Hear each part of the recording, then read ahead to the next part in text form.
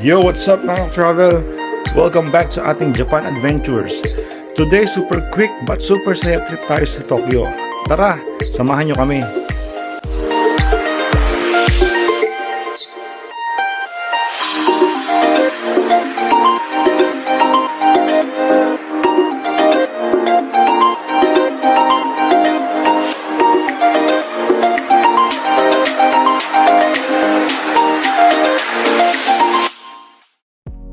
First stop, Meiji Shrine. Ang tahimik dito mga classmate, parang kailangang i-off yung ingay mode natin. Ang daming giant torii gates, feeling namin ang late namin dito. Pero syempre, picture muna bago magdasal.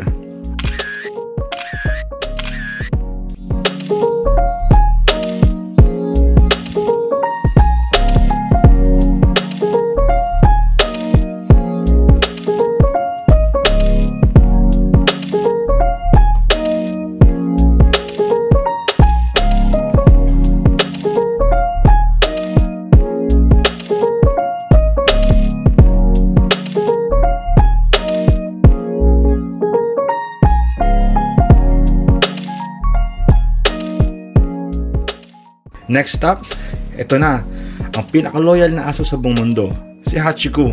Sabi nga nila, ang jowa mo pwedeng mawala, pero si Hachiko, forever naghintay. Grabe goals. Siyempre, picture taking na parang kami yung hinihintay niya.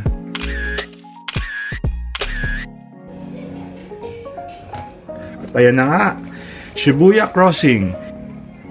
Tawid kami ngayon sa Shibuya Crossing. The busiest crossing in the world. Literal na sabay-sabay kaming tatawid kasama ang mga tao. Ang feeling, para kang extra sa isang music video ng K-pop. Pag di ka nadala ng agos ng tao, ikaw na ang tunay na ninja. At syempre, matapos ang lakad-lakad, gutom na. Kaya dumiretso kami sa sikat na Ichiran Ramen. Solo boots, solo kain, pero grabe, solid ang sabaw at noodles.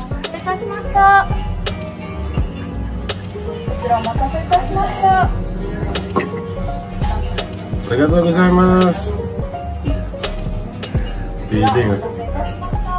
Legit na ramen heaven, mga ka-travel. Literal na di ka makikipag-eyeball dito kasi noodles lang ang kadate mo. Pero sulit as in. Alright guys, at ayan ang ating mabilis pero sulit na Tokyo Adventure.